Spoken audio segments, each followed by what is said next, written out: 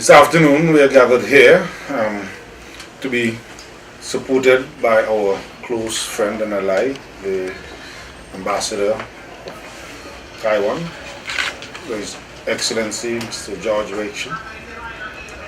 And the purpose of our presence here this afternoon is twofold.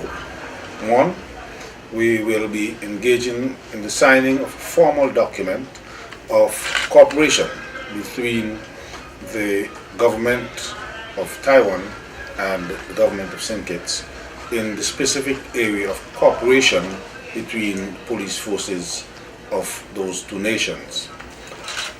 That agreement will enable the smooth transition of capacity building opportunities between both the persons of St. Kitts and Nevis and the Republic of China and Taiwan. I must say that we are indeed grateful for such an opportunity, because as it is now, the world is technologically driven, and as such our police force stands ready to be the beneficiary of the transfer of such knowledge and technology. So I really would like to thank our people for that, and ensure, Mr. Ambassador, that this cooperation will go a long way to the development of the police force. And I also want to thank the Honorable Prime Minister and the Minister of National Security for the full support that he has lent in ensuring that this agreement comes to fruition. So on that, I really want to say thank you. This afternoon, I have the honor to represent the government of the Republic of China and Taiwan, and to have a very two important functions with the government of the Federation of St. Christopher and the Nevis. The first one is to sign the police cooperation agreement between the two governments. According to these two agreements, the two governments will conduct the personnel exchange, especially the law enforcement personnel exchange. The second one is we will cooperate to provide the opportunity for the law enforcement personnel for further study. And the third one is the technical exchange, experience exchange between the two governments, especially the law enforcement authorities. The fourth one is to provide the necessary facility to help the law enforcement authority can have a function properly. And this afternoon I have the honor to sign this agreement, and we are foreseeing in the near future the law enforcement authorities between the St. Kitts and the Nevis and the Taiwan. We will have more and more opportunity for exchange and to assist each other. My government will support to help the St. Kitts and Nevis government to install the CCTV or the video surveillance system in these countries, because these systems, we believe, will provide a very efficient tools for the police in St. Kitts and Nevis to perform their functions. And we believe under this cooperation project, the security in St. Kitts and Nevis can be preserved and can be upgraded, and the people here, they can have a better life, and they have more attractive for tourists to come to here. Okay, thank you. Thank you, Ambassador. And again, we want to extend our sincere thanks to the government and people of Taiwan through you for this kind gesture of coming on board and helping to build out our national security infrastructure. As was well articulated, technology plays a very important part in the fight against crime, and as such, the installation and deployment of CCTV coverage throughout St. Kitts and Nevis will be welcomed by all law enforcement persons and the people as well. CCTV coverage is not only a preventative tool, but it's also an investigative tool where it can assist with the crime solving and detection rate. And so we are looking forward. The initiative this afternoon, as was indicated, would be in support of phase 1 of this deployment. Phase 1 will be covering the Bastille area, Frigate Bay, and its environs. And so this cost, which is about 5 million EC dollars, is well needed, and the support is recognized by the government and indeed by the law enforcement officials. And we want to say to you that we will take advantage of this opportunity to help to build out our crime fighting strategies, and please take back to your government and people our sincerest thanks. Thank you very much. I want to join our Commissioner of Police in thanking the Ambassador, distinguished representative of the government and people of Taiwan, for coming today with another good news, a good news of support to the security forces. The last time there was a presentation, we in fact received support of just over $800,000 to support the Defense Force in the procurement of transportation. Yes. I gather that those should be underway, that request had been activated sometime this week. And we had Colonel Wallace on hand to accept that support and to do so graciously and gratefully. Today we have the Commissioner of Police, Mr. Ian Quealy, and ACP Hughes, under whose portfolio the ambit, the area of technology falls. And so we welcome them both, as we welcome you, to this brief ceremony to say thanks for the substantial and significant support that your government has provided to my administration in our efforts to enforce, to strengthen our responses in the area of public safety and security. We say thank you because there is a great need, and the burden of security is a national one. And we are always grateful when other stakeholders, other persons within the jurisdictions and out, appreciate the importance of the challenge of resources and do something to help. Critically, your government, through you, has not been talking, but acting. Yes. And that is what we would want to have for more of the stakeholders. Everyone can do something to enhance his or her safety and the safety of the country at large. The simple act of reporting a crime when you see one assists in keeping all of us safe. The simple act of ensuring that when your children return home, you question them appropriately to make a determination of whether or not they had been at variance with the law, is a good effort in support of law and order in the country. And it is only when our citizens and residents are conscious and responsible enough to take those actions that are within their individual capacity that we can have a strong security system. In other words, the burden is on all of us. And while the Defense Force and while the police and the support agencies, the customs, etc., have critical legislative roles to play with regard to the maintenance of the safety and security, ultimately it is a collective responsibility. And the chain, of course, is as strong as the weakest link.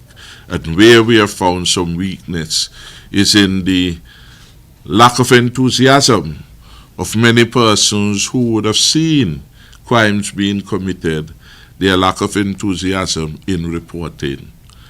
There is, fortunately for us, a technological response to that, and the proper siting and location and deployment of CCTV cameras around the length and breadth of St. Kitts would help make up for the void. But the police always will require the support of the members of the communities. And if those who are the victims are unwilling to help bring the criminals, the perpetrators, to justice, then the society at large would never be truly safe. And so I want to use this opportunity to remind all of us that safety begins at home, ensuring our families understand their obligation to uphold law, not to engage in any unlawful activity, and a responsibility to stand firm. The law is the law is the law, and persons who breach the law, whatever the nature of the breach, should not look to others for support for the breach of the law. The law is the law is the law, and the law has to be upheld to keep all of us. So it doesn't make good sense to break the traffic law and then to complain that the police do what the police ought to do in those circumstances. It doesn't make sense to smoke and engage in the illegal consumption of products that would get you in trouble with the law and then complain when the natural consequence follows. We have to uphold the law. There are some laws that need to be changed, but until they are changed, they are the law and they have to be upheld by the police. So we have to respect the police and law enforcement agencies in doing that. This substantial sum of about 5 million, which your government has committed for the purchase of the equipment, etc., required for the operation of the CCTV program, is a huge and invaluable investment, and it will go a long way in saving lives, in acting as a deterrent, and as the commissioners say, providing certain investigatory resources that the police need at this moment. So on behalf of the country, I say thank you for this significant support, which is only phase one of a series of support that we are expecting from your government. Indeed, the document which I should ink with my signature in a while basically outlays the cooperation that will happen between our police services and your police services over time through the instrumentality of both governments. For all of this sum total of support that has been given in the past, that is being given now, and we look forward to the future in 2017 for even further assistance in keeping with the agreements and the arrangements which we have done mutually. We say thank you very, very much. And we are looking forward to a very peaceful Christmas and Carnival. We hope that our citizens and residents, both natural citizens and artificial entities, the business community in large measure is taking their security seriously and recognize that security starts with them. That is why we gave them the duty-free concessions and all security surveillance equipment so that they could enhance their own first response, if you will, to challenges to security. But we also want them to remember that all of their security needs cannot be satisfied by the police force. Even in advanced countries, private parties pay for security. That is a standard operation cost. You go into the supermarkets, you go into the banks, they have their security for which they pay and for which they hold accountable. In our jurisdictions, our private sector by and large have come to expect that the police will do what they ought to be doing as a first response for themselves. Times have changed, and they basically have to confront that reality and undertake some of this, some of the matters that hitherto they have relied upon our police. Our police, in some of these instances, will provide support and advice. But the banks, for example, all of them should have their security outfits.